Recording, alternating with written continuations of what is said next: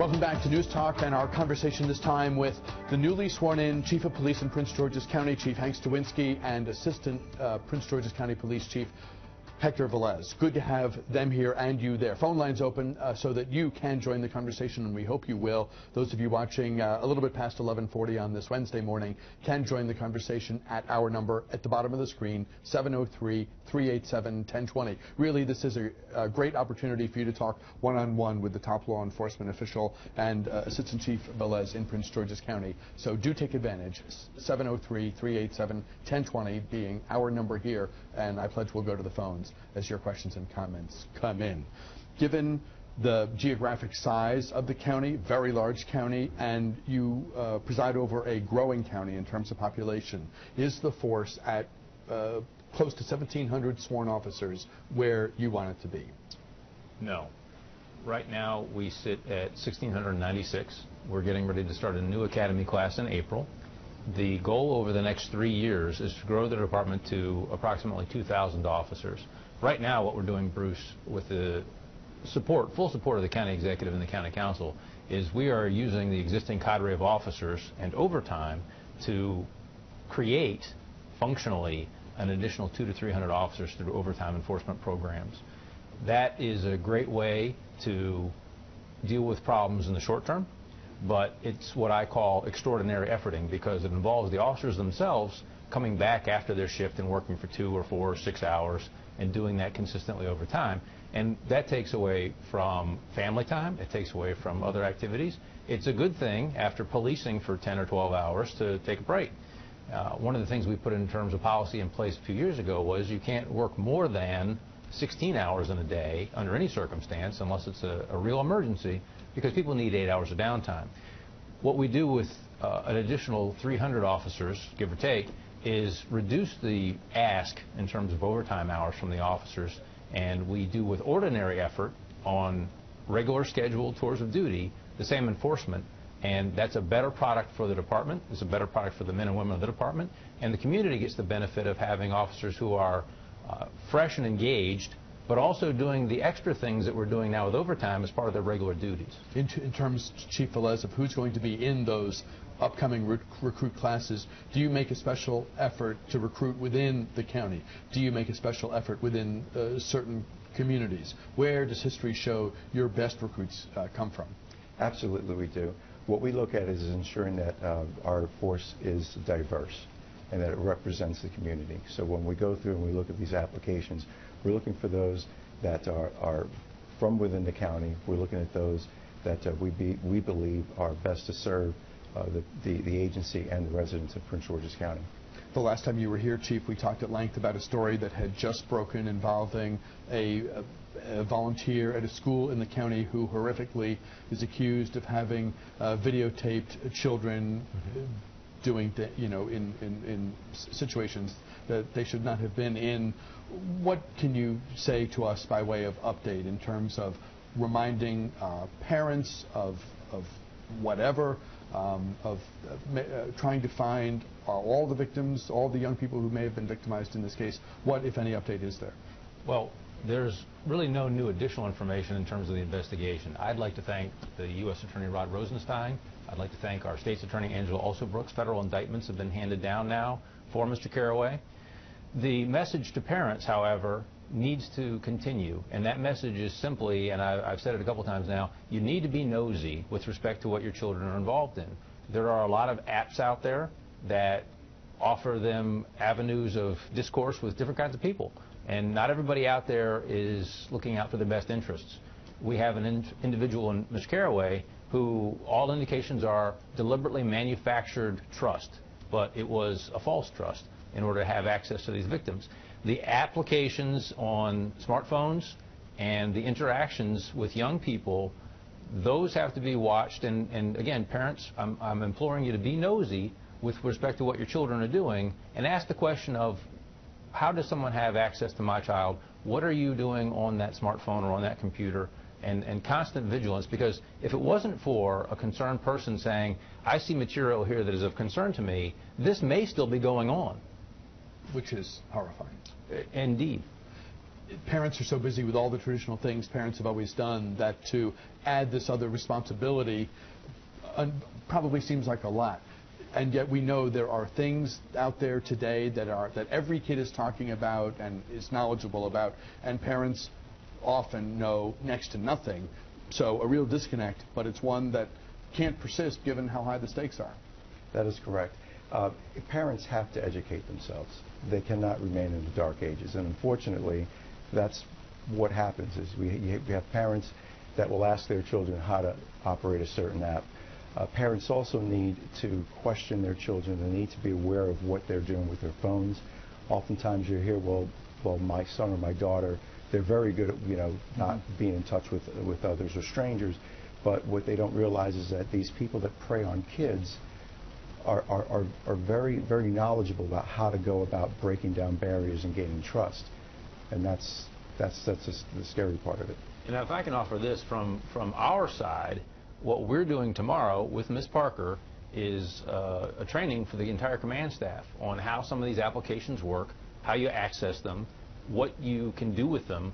And again, it's about making more people aware of what they can be used or misused for, and putting information in the hands of the police department, the leadership of the police department, that will allow them to speak more, be more conversant with the community, but also to begin to look at things that are of concern in their individual districts or disciplines and say, hey, we might have a problem here, and be proactive again. Children vary so much. Is it possible to say that in general the appropriate age for a child to get a phone is X? Well, Bruce, that's a parenting decision, and it's based on the maturity of children and the comfort level of parents. So I'll just leave it at that. But whatever you choose to do, if you choose to provide them with a phone, again, from Hank, be nosy and know what's on that phone. I want to go back to the situation with the volunteer at Judge Sylvania Wood's school for a moment and ask a follow-up.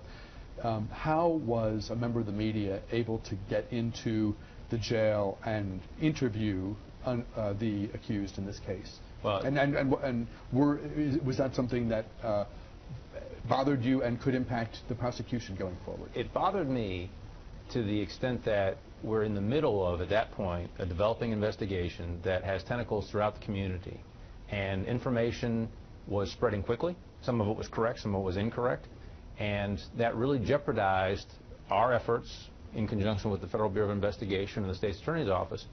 As in terms of how that person had access to Ms. Caraway, that's under investigation, and I'll allow that to continue, and I won't comment on that piece. But what I appreciate with my interactions with the media, with yourself, with your peers, is a real appreciation for the delicate work that we do, and ensuring that while it might be interesting to know something that other people don't know, that knowledge may be detrimental to investigation, which in this case impacts a lot of children. And that was of real concern, grave concern to me when I heard about it. There is a time, arguably, for reporters to sort of rein in the competitive juices and not do things that perhaps are there to be done? Yes, there is, and that's why it's important that we have a very, very good working relationship with our media partners. It's good for those phone calls to take place so that the investigators, the media personnel can talk and find out, what are some of the things that we want to stay away from that might jeopardize an investigation. Because from our point, that's what is most important to us. We have to look down the road and figure out, when this case goes to prosecution, what are we doing now that's going to ensure a successful prosecution? I want to shift gears here and talk to you both about the use of technology. Needless to say, we've never been at a time when the department as a whole and individual officers on the beat had more access to technology than they do now.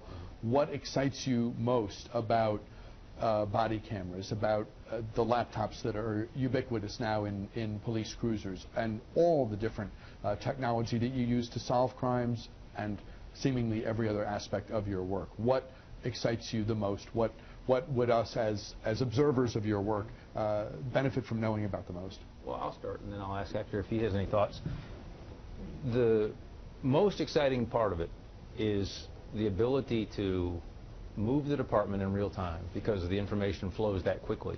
When Hector and I first started as police officers, we had things called beat boards. You'd go on a roll call and you'd look at reports from the last 24 hours and draw your conclusions.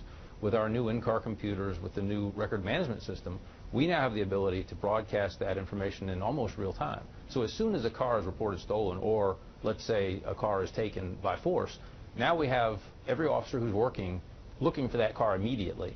And that's a tremendous benefit. It's an exciting benefit because it allows us to, going back to something I said a bit earlier, intervene early. Find that car before it leads to additional offenses and other victims. And with that as an advantage for policing, the ability to move back and forth across political jurisdictions or to hide is evaporating quickly for the criminal element. And of course, young officers today have grown up with technology, so this is really a hand-in-glove moment from that perspective. That is correct. And I'd like to say that Prince George's County Police Department is a progressive agency, and we're always looking at how we can do things better in the future. One of the things that Chief Stawinski has done was he has made each of the bureaus an operational bureau, meaning that everyone has a piece in the fight for crime, in the fight against crime. Where in the past you had one or two agencies that kind of were in the back, and then you had the Bureau of Investigations and Bureau of Patrol that were kind of dealing with the daily tasks of fighting crime. But with that, when you bring everybody into the picture and everyone has a piece of that, then you start getting ideas from people that you usually would not hear from. Go ahead. And if I could offer this, yeah. What we're trying to create is an innovation center in the department. And so going back to your question about who we look to in the future to bring in as police officers, if you have advanced degrees or degrees in technology, in the sciences, if you are multilingual, all of those things bring tremendous benefits to us. So if anybody out there is interested, the Prince George's County Police Department is interested in those skill sets. How do people reach out if they think this is a career path that might be right for them? Well, there's always the Prince George's County website, which advertises. We are currently accepting applications for police officer, and I'll direct them to that resource now, and then we'll provide some more information for you. Absolutely. And is the county paying officers at a rate that allows you to, by and large, keep the best people that you have? Because I know with teachers, there's been a sense that the county is a training ground, and many of the best get lured away. Well, what we're actively engaged in, and that's a conversation with our unions, both the civilian and the police side, is looking at salary levels in our jurisdiction and ensuring that there's parity with other jurisdictions, because we're competing for a small pool. The other piece that we're doing, though, is trying to foster that sense of innovation. If you want to do something and lead in policing, Prince George's County is a place that should be attractive to you. Really put down some roots and develop a career over time. Please. Prince George's County Police Chief Hank Stawinski, newly sworn in, newly confirmed by the County Council. Assistant Chief Hector Velez, thank you both for coming in. Talk with you both again soon, we hope. We're back with a program note right after this.